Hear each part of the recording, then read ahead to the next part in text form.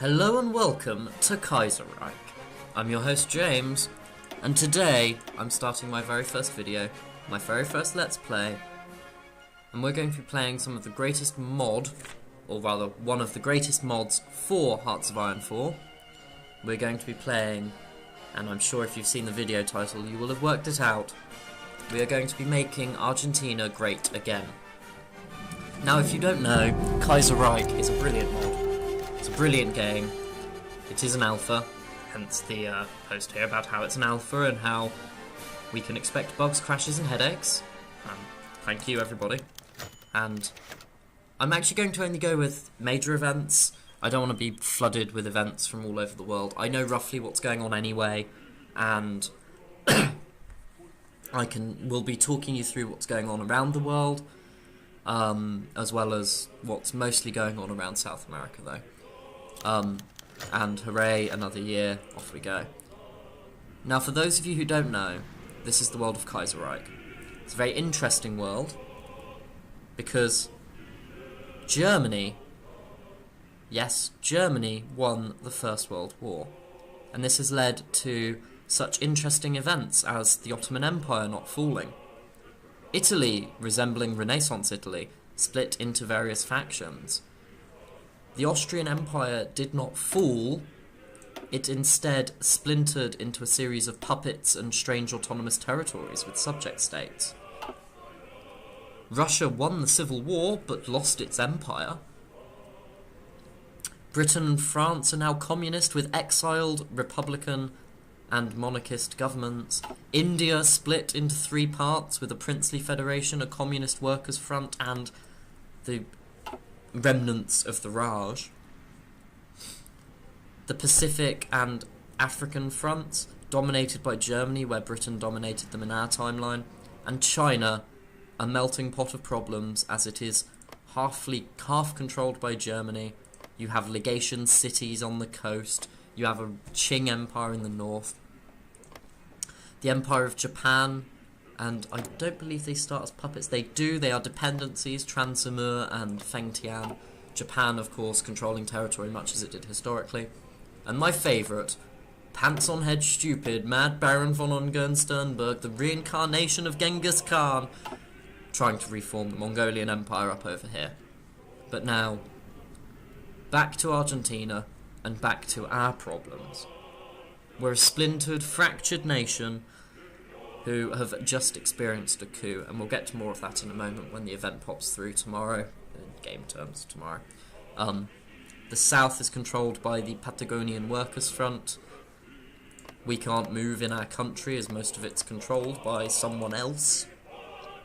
We have but a single division, who I will assign to an army and army group now, and a little bit of a navy. That's about it though.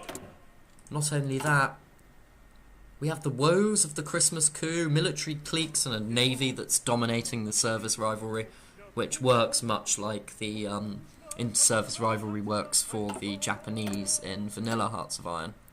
I'm going to kick things off with research. We're going to take the fairly standard start in all the games I personally play. Get the industry stuff going on, get the research stuff going on. Research quicker from sooner is better. Let's just give this chap a name. Army Group Ejército de Marina. After all, they are Marines. I can give him to this guy, as he does have Engineer. Marines better at crossing rivers. They are now better at crossing rivers, even more so. And it doesn't really matter at this point who's commanding that. I'm sure things will change. Just call them that. The ARA. After all, we only seem to have the Navy on our side at the moment. Now, I've not actually played Argentina before, so I'm going in blind. I've played some of the surrounding nations. I've played Brazil. I've done Peru, Bolivia. I've played a bit as Chile, but I never completed the campaign. I just did a little bit of it. So, I know the situation Argentina faces, and I know it's not a good situation. And looking at this focus tree, there's a lot that we can't do. It's a very big focus tree. And we're going to be concentrating on this side first, by the look of things. Concentrating on securing the political situation, forming a government, asserting our political dominance. seizing control of the nation. I'm just going to let it run for a day. There we go.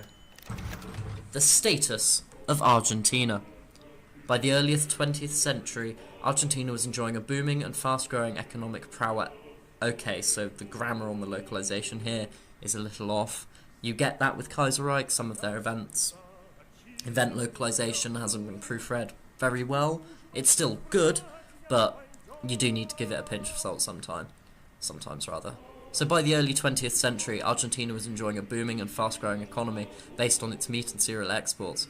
Immigrants from all over Europe flooded towards the Republic, and vigorous entrepreneurship and a nascent industry quickly propelled Argentina forwards as one of the most prosperous nations on this earth. Trade relations were secure, and exports to the UK and Germany kept increasing. Then, the war struck. Argentina was forced into neutrality, unwilling to side with either its most important economic partner, the UK, or its second most important one, Germany. By steering between the two, sanctions were brought down by the British, enforcing an embargo on trade with Germany. While Argentina tried to circumvent this by selling through third countries, the sales were not the same, and the pre-Weltkrieg miracle slowed. As the last years of the war approached, it became apparent to the UK that it was fighting a losing fight, and ordered the Argentinian government and companies to ramp up production and exploit the nation to its fullest potential. Discontent with the increased demands and sick of British exploitation, the workers started to organise protest and rise up in armed revolt. Unable to contain the situation, the control of the Argentine government was lost, I guess. Control of the Argentine government was lost, and the uprisings went from bad to worse. By the mid-20s, Argentina had lost control of Santa Cruz, Chubut and Rio Negro to the newly formed Frente Obrero Patagónica, or, I'm guessing, Patagonian Workers' Front. 3 democratically elected governments later, they were all tasked with solving the crisis, but they all failed, one after the other. In response to their incapacity to rule, General Uriburu rose up in the 30s to attempt to crush the revolt. That looks like that went bad because there was a reign of terror, lots of people were massacred, and his dictatorship, however, was short-lived as he died from cancer.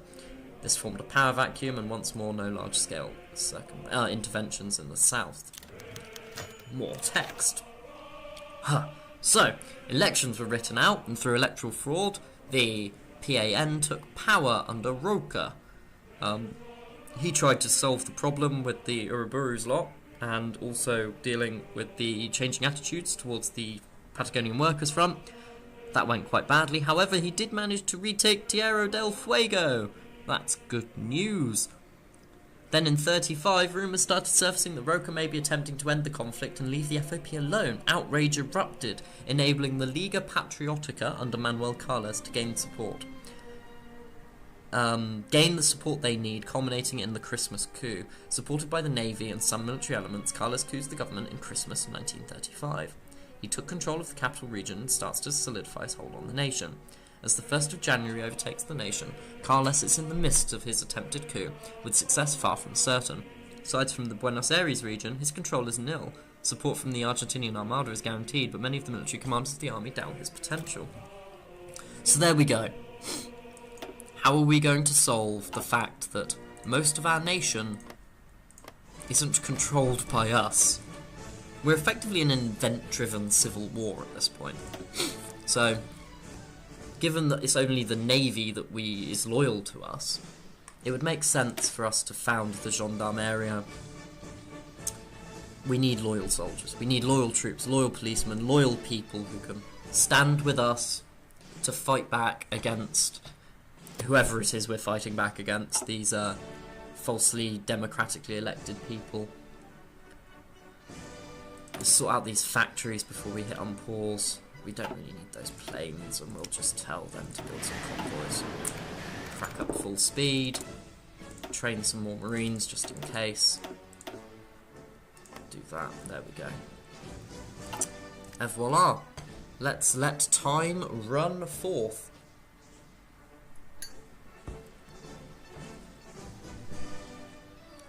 I'm wondering, however... Actually, one thing I will say before more events pop up, as I'm sure they will do very shortly. I won't be reading through the text in its entirety all the time. I will do some of it, depending on the event and how interesting it is. I will Basically, however, if you want to read the events in their full entirety, pause, read them, press play. Unless it's very clear that I'm going to be reading the whole of the event. In this instance, I'm going to be reading most of it. Basically, we're trying to form a Gendarmerie Nationale Argentina to get, as I said before, some troops loyal to us. With questionable support from the army and the limited manpower of the navy, a debate has arisen about the capabilities of our internal strike force. According to the Constitution, the armed forces can't intervene in internal conflict. That's not particularly helpful, as we currently have an internal civil conflict. So the Gendarmerie would be created as an organ subordinate to the Defence Ministry, and thus the Cabinet. What cabinet? We don't have a cabinet yet. It would therefore maintain capabilities arising from the demands required by joint military planning. Okay. Well, we're going to want to found it. It's going to cost us political power. It makes sense. It's the logical decision, and it's almost certainly the right decision. So we will found the GNA. And then we'll carry on. We have a couple of options here. We can consolidate the capital region, secure the military apparatus, or control the judiciary. One thing I will point out now, the decisions I make will be primarily decisions based around... sorry, I was just turning down the music slightly. Decisions I make will be primarily based on what makes sense from a roleplay perspective. I'm not going to be power gaming. I'm not going to be forcing things through that make the most sense from a, what can I do to do a world conquest? I'm going to be seeing how I do, making logical decisions, making realistic decisions, and role-playing. And with that in mind, we now have a police force. The next step is have a loyal judiciary service so that we can crush the unbeliever, quell the syndicalist terrorist sympathizers, and seize control of our great nation and make Argentina great again. Huh. Yes, quite. I mean, it's going to be hard with, what,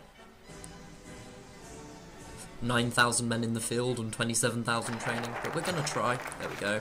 We control the judiciary.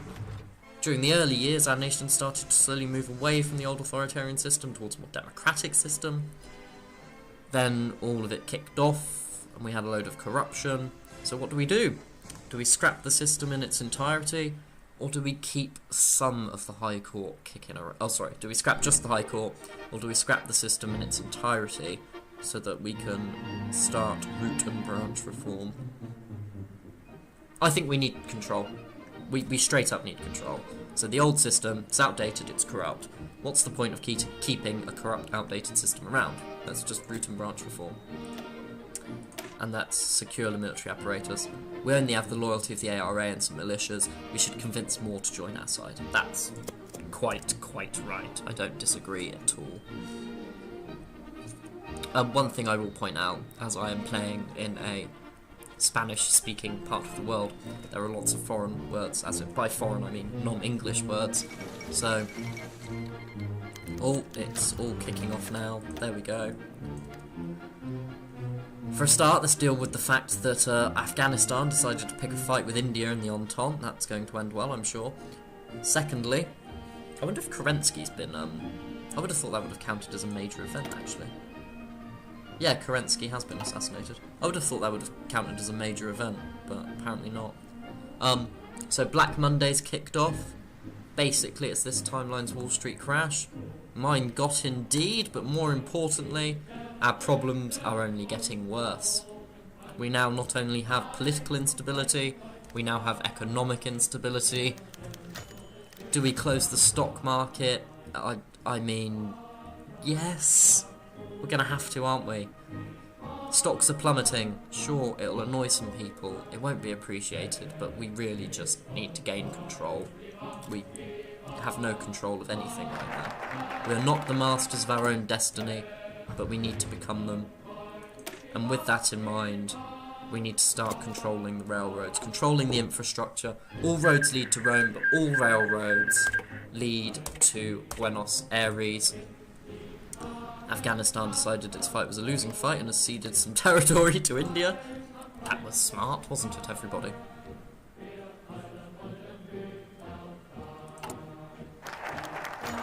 Go. Now, really we want the hub of Rosario, don't we? The primary railway hub of our nation is Buenos Aires. but there is a secondary hub as most of the northern railroads come in through Rosario. We can't control the north if we don't control Rosario. The south, however, is already separated off. We control the midpoint. So if the railway route runs like this, for example, and then splits off into like a web, okay, so we control the main hub here. So that means this is separated, this is separated. All of this passes through here. So we want to go to there. And now we can consolidate the capital region anyway via the national focus, so I don't really see any point in not doing as such. Sorry. Got a bit of a sore throat at the moment, got a bit of a cold, but it's not stopping me starting this project. Something I've wanted to do for a long time, actually. Oh, it's kicking off in Arabia. Not just parts of Iron. We have another coup! They are following in our footsteps. It is so cute. It's all happened at once again. Well, it's cute. They have a baby coup. How lovely. Well done, Ecuador. We'll deal with the currency problem first. For most of our history, the currency board has tied the peso to gold. Huh. That's interesting, isn't it? I mean, Argentina, quite literally the land of silver. And they pegged their currency to gold. You would have thought they would have been pegged it to silver if... I don't actually know if any country's ever done that before, a silver standard as opposed to a gold standard. Either way, I'm going to do the roleplay choice we've done before. I'm going to say to hell with the political power. We'll deal with that problem later. Deal with the political problem first. We'll close the board for now. Politics first, then the economy, then the political power problem. Then we can start consolidating our territory, building up our forces and seizing control of South America, which is my goal, of course. Now on to these chaps here. The the military college of the nation, I presume, was occupied by loyalist members of the military. Okay, so we can either imprison and incarcerate or execute. Is it just me or is this a null choice? I mean, 1% stability is basically nothing. And we have 1% war support. What's the point of us having war support at this point? I mean, if we get into a war with our one division, we're not exactly going to be able to achieve much, are we? Other than losing. So, whether we have 1% war support or minus 4% war support, it doesn't really make a halfpenny's worth difference, to use a phrase. So we're going to execute them. After all, they can also break out of prison, they can't break out of a morgue. And more importantly, that didn't actually affect my war support. That's fun. So it can't actually go any lower than that anyway. So it is definitely a null choice. Right, we'll continue with the focus tree. Restrict some more rights. Or, well, get an event by the look of things that we'll see if we can restrict rights or what decision we make with regards to that, judging by how the other ones have gone thus far.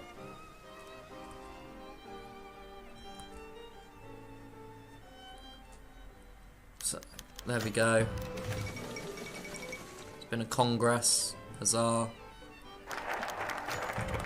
Right. Well, reading this quickly. Cordoba, which is over here somewhere, I think. Mendoza, Tucumán. Where's Cordoba gone? There's Cordoba. Cordoba and Rosario have denounced us, going into revolt and forming defensive positions, and we're going to invoke Article 6. As such, we probably shouldn't get rid of the Constitution. The federal government may intervene in the territory of the provinces in order to guarantee the republican form of government or to repel foreign invasions, and at the request of their constituted authorities it may intervene to support or re-establish them, should they have been deposed by sedition or invasion. Based on the rights granted to our government as outlined in Article 6 of the Constitution, Carles has declared the state of Cordoba incapable of ruling itself and traitors to the Argentinian Republic. An intervention force shall be sent to the province to restore order. We shall start the campaign. And as we do so, the peso decides to strap itself onto a lead balloon and jump out of a 50-story building and plummet to the ground. Huzzah! Even less stability. Now, we can't actually do the disloyal garrisons thing. Oh, Mendoza and Entre Rios have sided with the enemy. That's helpful, isn't it? We're basically on our own now. We can't do this yet, as much as I want to, because Rosario needs to have fallen. I presume that's going to be event-driven. I presume we're going to get an event, and we're going to seize control of it, and then I can carry on dealing with this, form a government, and then crush the rest. The 5-year plan takes 56 days, and will help me deal with Black Monday. But I don't think there's much point in doing that until I've dealt with the political stuff. As I was saying before, politics first, then fix the economy problem. But also, more importantly, will the Rosario event happen within 56 days of now? I think it will. And I also think we're probably worth just gaining the political power we do gain while we wait. And also, if it happens within 10 days anyway, so 1, 2, 3, 4, 3 more days to go. Victory in San Nicolas. Okay, so now we're moving on to Rosario. Good. 1 more day to go. So we gained literally 1 political power doing that. Surprised by the quick reaction of our troops and ill-prepared to take on our forces, the city fell only after small skirmishes in the centre of the city. While not much of the rebel leadership was captured in the attack, the moral implications of the victory are great, prompting Mar del Plata and Concordia to surrender to the government or fear retaliation. Perfect, so 2 for 1. And now we can take that. It costs us 10 political power, but it's only going to take 4 days to do it now. So that's good news, isn't it? We'll grab mechanical.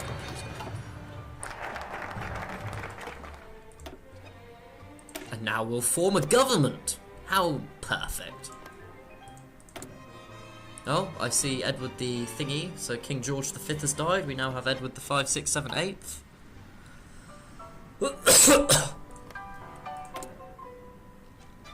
Bukharin is in charge in Russia. Nothing else has really kicked off other than the Nejd Jamal Shamar war, which it looks like Nejd under Saud bin Abd al-Aziz looks like he's winning versus... Oh, it looks like he's won. Rashidi Arabia as opposed to Saudi Arabia. That's interesting. We almost have a government, everybody. That cabinet we spoke about. Here it comes. To confirm his victory in securing the nation, Manuel Carles has announced his cabinet picks this morning in Buenos Aires.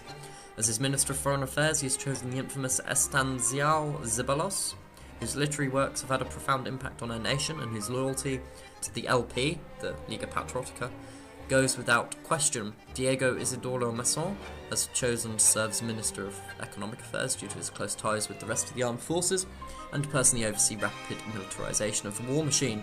As Minister of Interior Affairs, Carlos has chosen another military man in the form of Elbio Anaya, who has played an important role in the first days of the Patagonia Rebellion, but was unable to complete his task due to the failures of his superior Colonel Hector Benedigo Varela.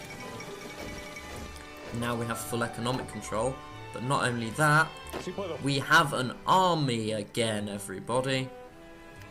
And now we'll just let it tick a day so they all move back over here. So let's put them all in the army. Go, is that everyone? That is everyone.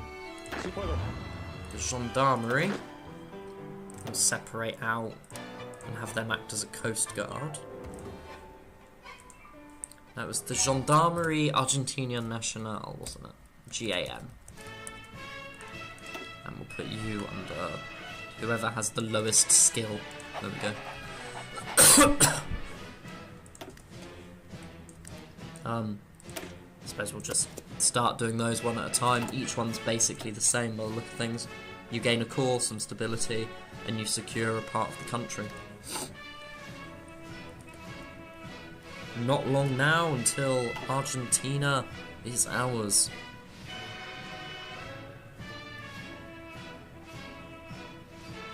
How many actually garrisons do we need for this garrison order? We don't want to do that, do we? We just want to garrison the ports. That's all they're basically there for. We need 4. Okay. Let's train 1 more gendarmerie. Put him in there.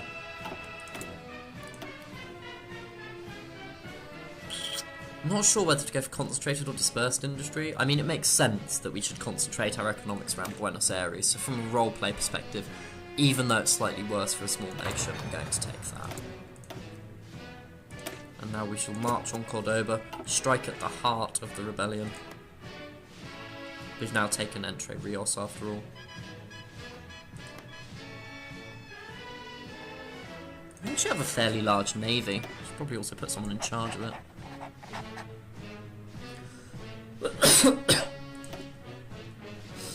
Let's get the submarines out and under another commander.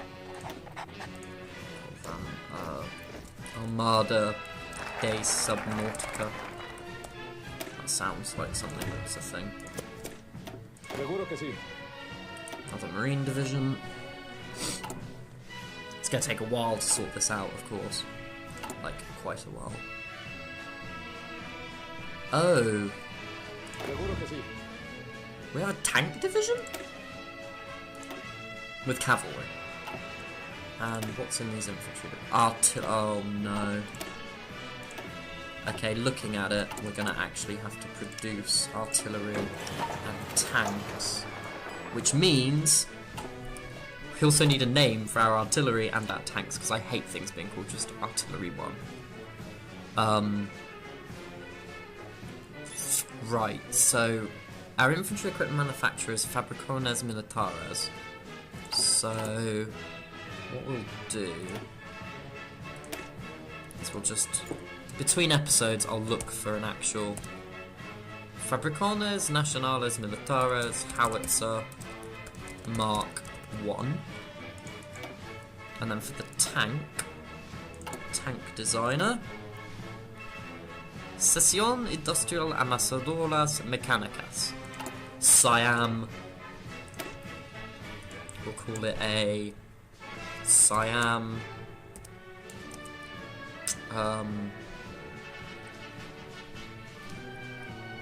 Siam. What do the Spanish call tanks?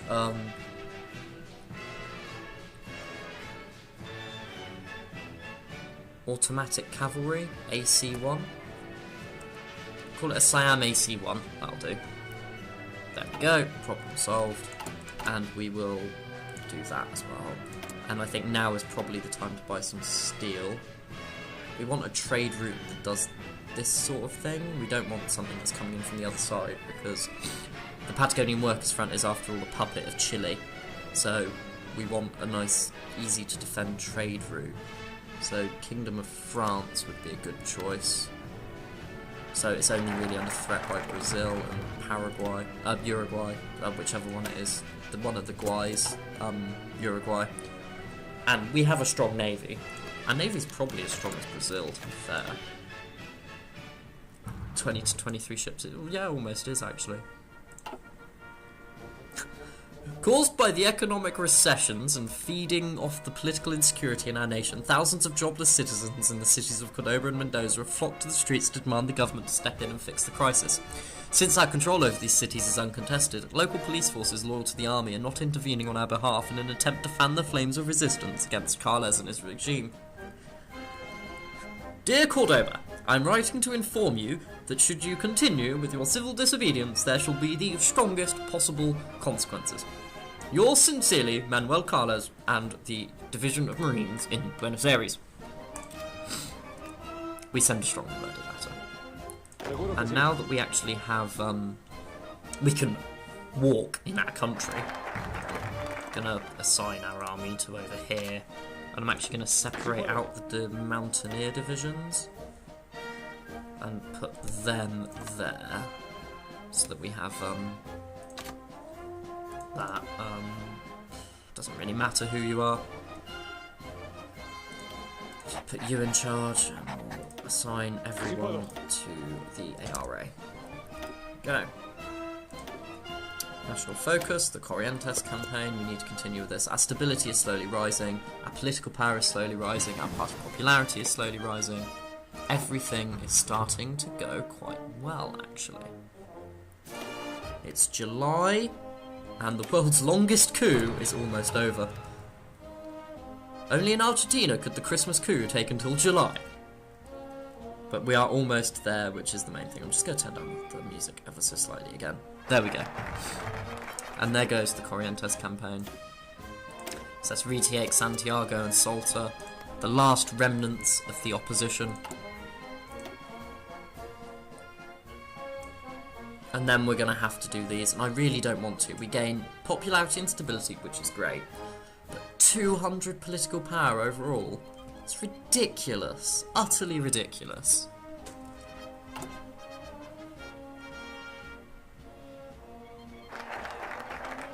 There we go, we now have economic control. We get to send a trade delegation to Germany and gain 30 political power, because that makes a dent. After the victory of the Central Powers in the Weltkrieg and the fading importance of the British Empire, Argentina slowly started adjusting itself and increased exports to Germany. This turned out to be the correct choice. As in 1925, the collapse of the British Empire and their trade network, blah blah blah. Yeah, so let's try and trade with the Germans, and let's start dealing with the conservative resistance. We're slowly getting there, to be fair. We'll get that done first as well. Put that on low priority.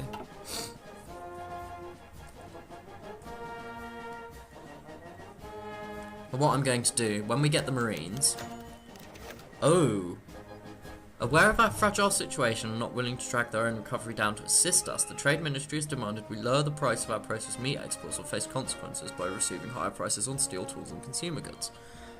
We are not obliged to follow these demands and could perhaps strike a deal with the Entente to reduce our dependence on Germany. Although the Isle of Malvinas, the Falkland Islands issue has not been resolved and could prove to be...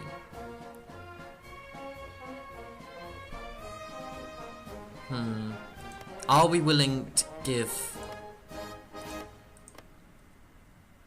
I mean, there's nothing really here, is there?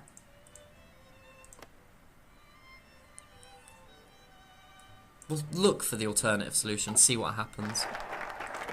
We don't like them threatening us. British did it before, the Germans shan't do it this time. And we'll see what the British say. While we deal with the last of the syndicalist sympathisers who are within our country. I'll come back to these later. Canada demands the fall.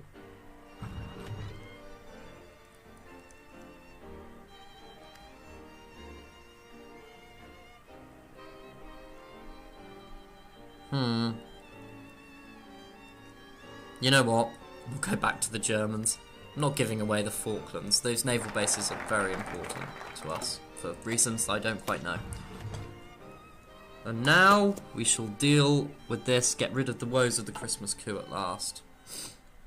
But anyway, as I was saying, once we get the armed forces back a bit, I'll pull off 2 divisions of infantry from here, put them under the 2nd Army, assign them up here. Actually, I might do 3.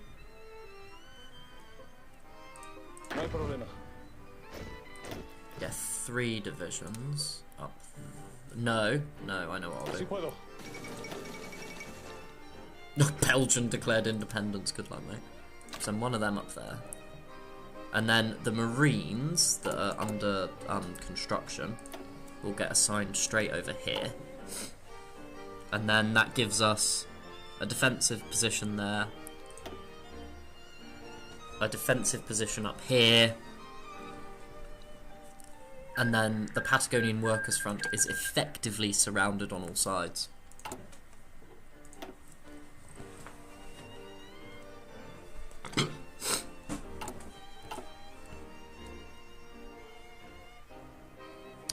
So, what happened in Belgium?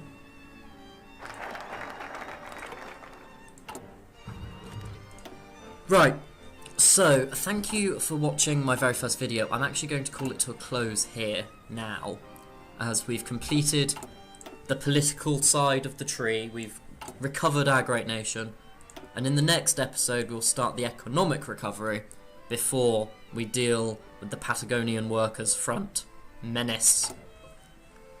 We are on a time limit here, but we will be back soon. We will make Argentina great again, and if you've enjoyed this video, please like and subscribe. The next episode will be out very, very shortly.